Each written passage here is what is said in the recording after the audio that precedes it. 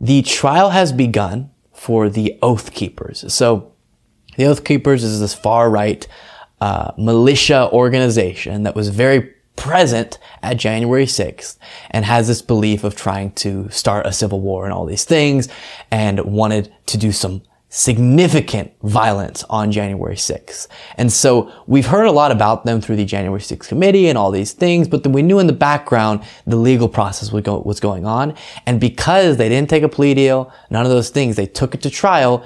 And now we have a very fascinating set of circumstances within that. So we'll take a look at this, and then look at some reporting, people speaking about what has been going on in that trial. 5 members of the Oath Keepers facing charges of seditious conspiracy, and this is reading from ABC News, concocted a plan for an armed rebellion to shatter a bedrock of American democracy. A federal prosecutor said Monday in opening statements at the D.C. District Court, kicking off the high-stakes first trial for members of the far-right militia group. So sedition is the umbrella term we use, but they're being charged with seditious conspiracy. That's what they're being tried for. And that's a huge deal. That's a big thing to prove. Anything sedition related is huge, but I think it applies.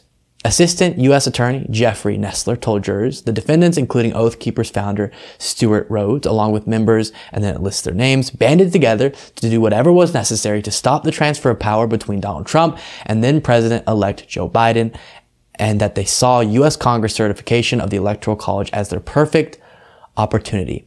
In addition to their alleged involvement in the January 6th assault on the Capitol, the Oath Keepers members conspired to stage an arsenal of firearms, including multiple semi-automatic rifles at a hotel just outside of Washington, D.C., and multiple teams of so-called quick reaction forces, with Caldwell even plotting for ways to potentially ferry weapons into the city by boat across the Potomac River in case they were called on, the prosecution alleged. So they were planning to be at the Capitol, but then to have all these weapons stashed so that if they were called on, and as we've seen before, they were expecting to be called on by Trump to start a massive assault. Now, this is a coup attempt. That is what that is. And that's why they're being charged with seditious conspiracy, because they were ready and were preparing to overthrow the government, to keep Trump in power, to overthrow a lawful process. So here is a MSNBC contributor talking a little bit about what was going on in the first day of the trial. And 4 other members of the extremist group are facing seditious conspiracy charges. It is the most serious trial of any January 6th defendant to date. If convicted, these people will face 20 years in prison. All 5 of them, all 5 Oath Keepers, have pleaded not guilty. Joining me now from outside the courthouse is NBC's Ryan Riley. So, Ryan, I'm curious about the opening statements from the defense today. The AP was reporting. So we'll look at the breakdown of the defense, and then we'll look in a second here about some tidbits from the prosecution's opening statement. That Stuart Rhodes' lawyers were going to start arguing that Donald Trump was, I guess, essentially the one who was responsible for this.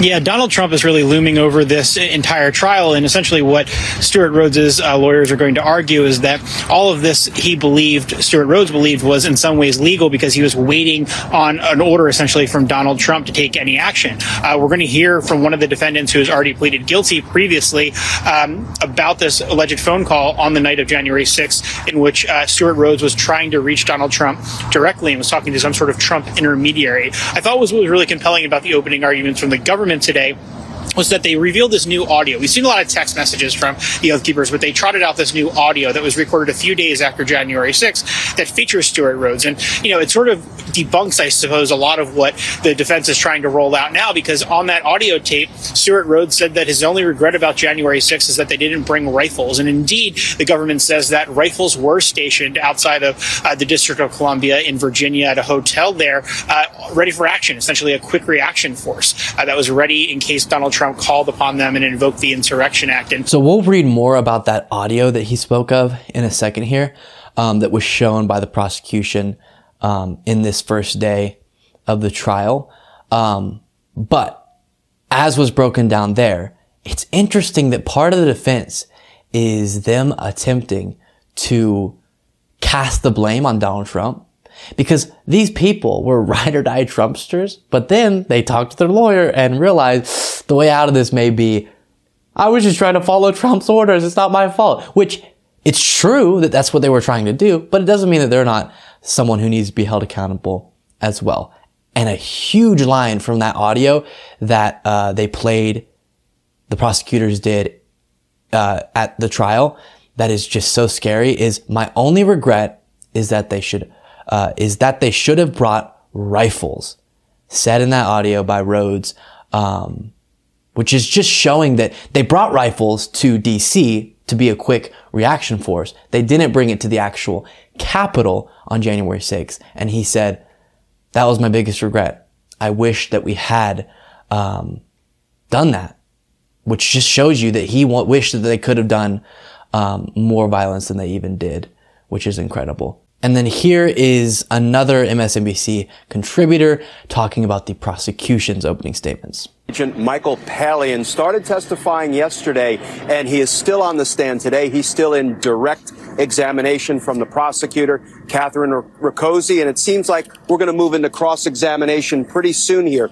But what he is doing is he is kind of building an evidentiary... Or the beginning, the first day of the prosecution's actions. ...foundation, brick by brick. It can actually be a little tedious, but what he's presenting to the jury is message after message, text messages, signal chats, where these co-conspirators, these oath keepers, are talking with one another in the run-up to January 6th. And what he's doing is he's making it clear to the jury that there was a lot of planning that went into what the oath keepers did on January 6th, including stocking up weapons, a veritable arsenal in a motel just across the river from where we are in Virginia, ready to be deployed when and if necessary on January 6th. And okay, I will stop it there. And again, highlighting that very troubling part of it where they were preparing what they called quick reaction forces or something,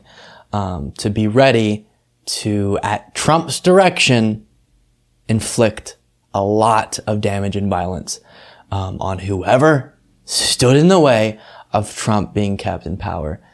That's incredible. Okay, and then here is more information, as I mentioned, about this audio that was revealed at the first day of trial, kind of revealing the planning that was going on here. Federal prosecutors played audio recording in court on Tuesday of an alleged November 2020 Oath Keepers planning meeting that discussed plans to bring weapons to Washington, D.C. and prepared to fight on behalf of former President Donald Trump. And this is reading from CNN. The meeting lasted about 2 hours and was secretly recorded by an attendee. The attendee, Pallian said, sent a tip to the FBI later that month, but was not contacted by agents, and then he reached out again and they got in communication with one another.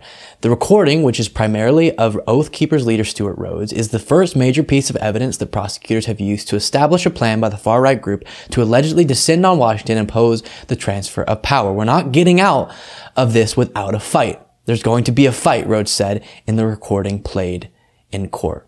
But let's just do it smart, and let's do it while President Trump is still commander-in-chief. And there's much more there if you want to look into it. But there was a premeditated effort to be ready to stand in the way of the lawful transition of power. And they believed that they were doing it at Trump's direction. Now, we know that doesn't mean that they shouldn't be held accountable. That doesn't mean that it's not their fault as well. They are independent human beings who can make their own decisions, but it does show you the damage that Trump's rhetoric did. And then it also indicates to us how many of these very scary far-right groups are prevalent in our country. We've talked about many of them, but the Oath Keepers and the Proud Boys are two that were very prominent on January 6th. So there it is, day one of trial of the Oath Keepers. We will continue to follow it because I do think it's interesting and important that these people are held accountable.